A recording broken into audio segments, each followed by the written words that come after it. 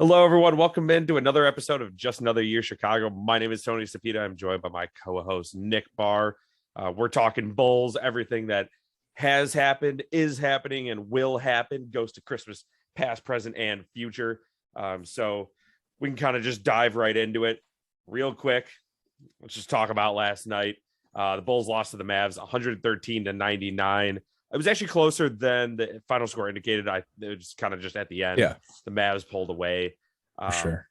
It was definitely a lot of pick and rolls, driving kicks by Luka that really killed us. And Maxi Kleber, looking like he just got like a Ross-esque spray tan. Was absolutely smacking threes in our face. He had 6 of them. I do not know who that is. Did not know who it was coming Kleber. in, and he just kept popping up. They would just keep like, when they Yeah. cut to it as they're going jogging back down the court, whatever, and it's Well, just his face every time. So annoying. And he barely leaves the ground too, like on his Yeah. jumpers. Even when he's throwing it down a dunk, like you would think it'd be like a bench clearing, like clear the way, and he just. Whoop. But he picked us apart, man. That's for sure. Yeah, I swear I saw he averages 7 points a game. That might have been minutes. I think it was points though, and he had 18, all threes, no free throws, nothing else against us last night. So that was tough. But Nick, Yeah. should we be worried? Is there any? What did you see from last night? Kind of fill us in on your thoughts. Yeah, I mean, so really, I mean, it's going to be tough to. I mean, I think I feel like I've said this before, but this is pretty obvious. Like when Levine and Vooch are shooting like that, I mean, percentage wise, it's going to be tough probably to win. Now we do have DeMar. DeMar just had an okay night, so that unfortunately didn't get us to where we needed to be. I mean, he shot 9 for 16, which was fine. He just wasn't getting the same looks. I mean, credit to the Mavs. They did a really good job double teaming him, especially at the start of the fourth. They were all over him. So really, they didn't give him a whole lot of room to breathe, and they gave our bench players a lot, and we just weren't able to step up. Now, the other thing, Levine and Vooch, by the way, they shot a combined 13 for 38 from the field.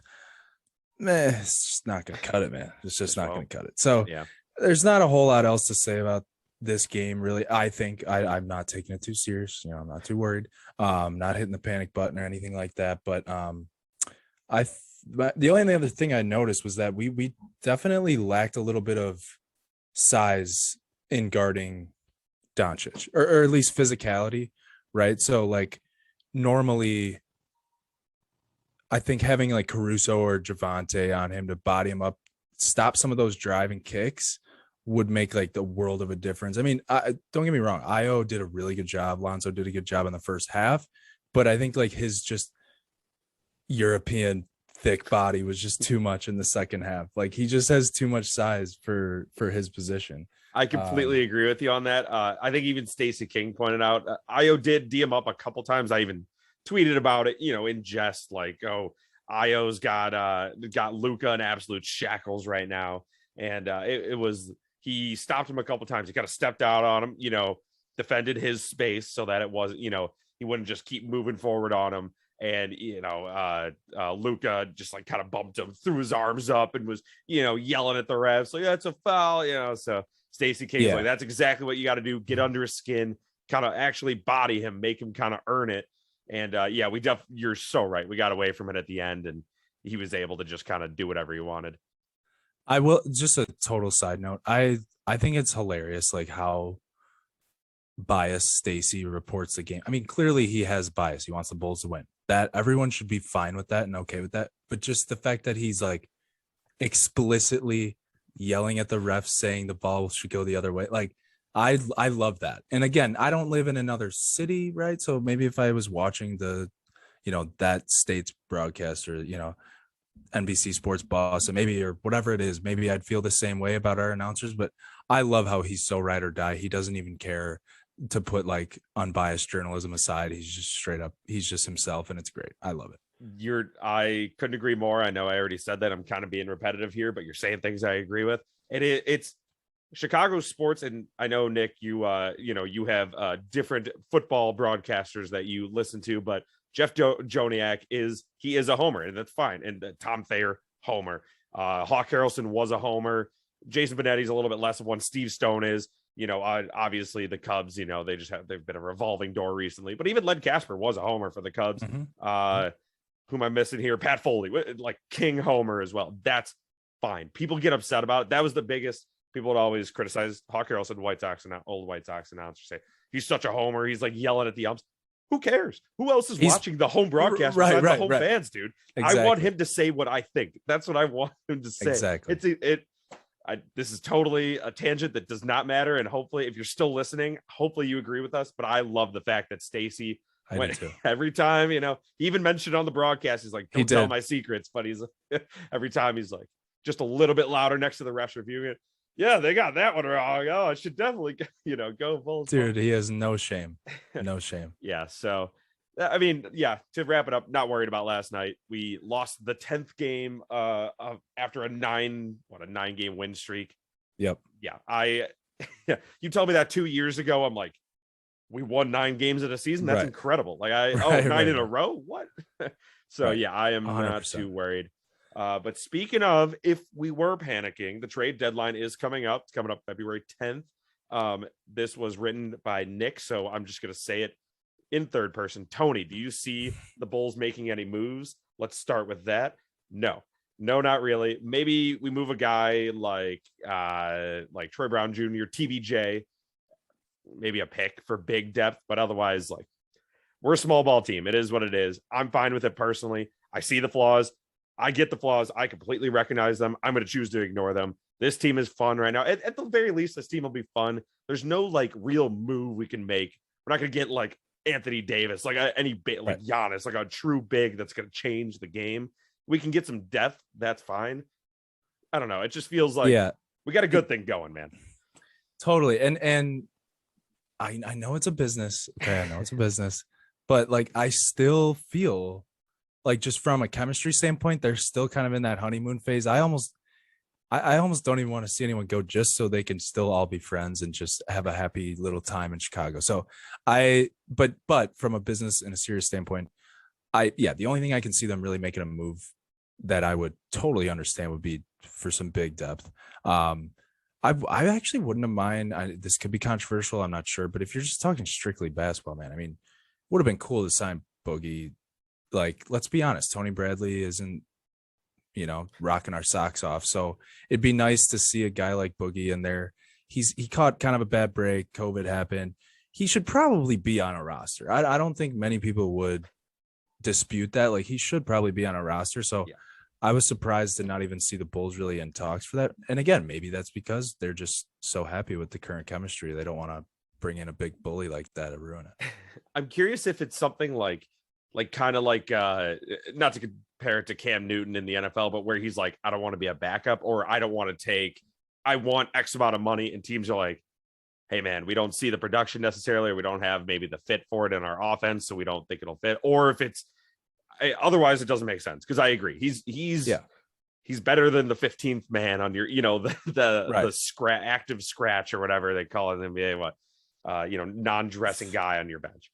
Right. So totally. Yeah. So I think the Nuggets actually ended up scooping him. I didn't see if it was finalized, but they were the ones that had targeted him a couple of days ago. I saw. I guess he's close with the coach. Sounds like it makes sense. They're going for some more depth like us, but I don't know. I would have liked to see us in that conversation at least, Tony, but it is what it is. Again, we're still kind of infatuated with the team. So I think sometimes the business side will get pushed out because we still love it. So let us have it. We've had a good team for 3 months. Like, let us just enjoy it. Before we're nitpicking, like, ooh, they can get a little better here, a little better here. We have 26 wins right now. I don't know what it is, 20 something wins. Yeah. Well, we just keep adding them, so I don't even know. Is it? Damn! Wow, look at that. Didn't even look at it. You nailed that. Anything about Kobe White? Any? Should he stay or should he go? Yeah. Well. No, I'm glad you brought that up, because I think before on this very show we have, well, at least I have expressed maybe not interest, but I was just saying if I were in the front office, I would understand trying to trade Kobe since he still has this high upside that maybe teams would enjoy. If we're going for a win now mentality, maybe get an older guy, blah, blah, blah. So I think that was warranted. Okay. I'm going to say it. I think I'm not going to backtrack on that. But now I think Kobe's here to stay. If this is the real Kobe we're seeing, man, this is what we drafted him for. So I there's no reason to trade him now. So I know that that's been getting thrown out there a lot for the deadline talks. Perhaps who was it? Yeah, it was Kobe. I think, yeah, like you said, TBJ was floated around in there. But everyone's hypothesizing. But especially with this play that he's had, I don't think even those folks can, say that they want to get rid of Kobe. So Kobe, I think, is here to stay. Yeah, but we shall see. At this point, he has he's really ingrained himself into this off. I mean, he's genuinely just helping us win games. Like, I get it if we were fully healthy and it was kind of it's his turn tonight. Oh, Caruso's still here. That's a great point. I mean, we would have lost probably two of these games maybe without him. So that's a great point. Yeah, I agree with you. I would take a king's ransom for him. I would just get greedy at this point because his stock couldn't be higher. This is probably the highest his stock has been since those 3 games right before the season was ended prematurely, kind of, sort of, for the bubble, when he had 3 straight 30-point nights and just set it's like him and Michael Jordan were the only 2 players to ever do it in Bulls history.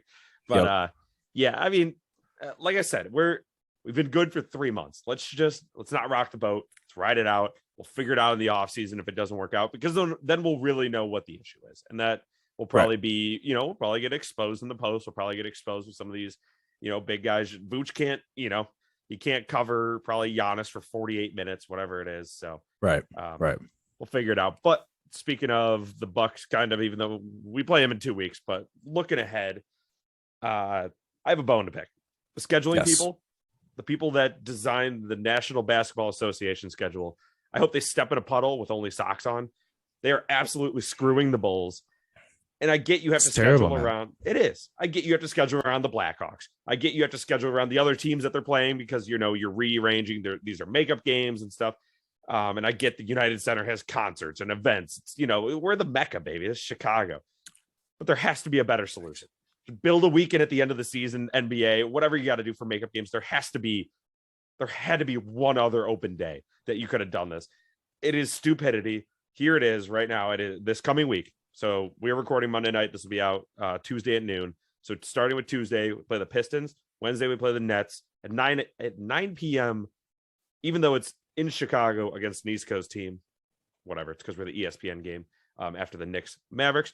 We're off on Thursday. We play the Warriors Friday night at home. Saturday, we go to Boston and play the Celtics. Then we're off on Sunday. Then we're at Memphis on Monday night. And then it's off game until we finally, after the Bucks, we get 2 days off in a row. That's 4 games in 5 days, 5 and 7 days. They're still going to go 4-1. They are probably going to lose to the Warriors. Clay's back. That's terrifying. Yeah. Nick, any thoughts? I mean, yeah, speaking of honeymoon, you got not only an already really good Warriors team, but then you got the honeymoon of Clay coming back. I mean, you write that one off right away. He had a mediocre night on his night back where a normal Clay night, 4 years ago, people would have been like, ooh, is he done forever? Right. And it's still 20 points or he still is the second highest scoring player in the Bulls last night. Yeah. They're scary. There's no doubt. That'll be interesting to see that unfold. But yeah, I mean, just ridiculous. I think, hey man, we got to think about the players, bro. What if? I mean, this is just asking for injury, right? Look at us players, guys. I mean, so it kind of weird. I hope, obviously, the thing I hope for the most is no bad injuries. God forbid, right? But just an absolute tall task. And, we're not playing the worst teams around. I mean, obviously the Pistons are pretty terrible, but they might be the worst team around. But besides, they might be one of the worst teams in recent history. But other than that, man, that's a tough schedule to play that many games as grown men, busting your ass for 48 minutes. That's tough, man. There's no joke. I know they get paid, but hey, just look at it. We're just the players, guys. Okay. We're just looking out for our boys. That's what it is. But we'll see, man. I agree. 4-1. Let's get it. Yep. Quick little cleanup. Clay had 17 points. My apologies, against the Cavaliers. So to be exact, I should have looked at what he would be on the Bulls last night. That's okay. My other comment is, LeBron James said, I think a couple years ago, that players need more days off in between games because it's dangerous. So, if there's any Lakers fans out there saying, oh, boo-hoo to us, well, your boy said it. If there's any Cavs fans, out there, well, your team's actually pretty good this year. So that's it. Weird. Yeah. Shout out you guys. You didn't compete with the Warriors, not last night, but not many teams do. But hey, you're over 500. That is just little clap it up for the boys. I still in my 25 years of life have never been to Cleveland, and probably I'm thinking, maybe I'll live to like 85. I'm never gonna go to Cleveland. Yeah. So at least they have a good basketball team this year in 2022. That is fantastic. Yeah, I may ice fish Lake Erie. That's about it. I'm gonna probably just stick with Joakim Noah's words and say there's nothing to do in Cleveland. Nobody goes to Cleveland on vacation. I won't either. So with that, sorry, Cleveland. That'll do it for this episode of Just Another Year Chicago. My name is Tony Cepeda. Thank you again to my co-host, Nick Barr. Thanks for tuning in, everyone. Until next time, Bulls fans, keep seeing red.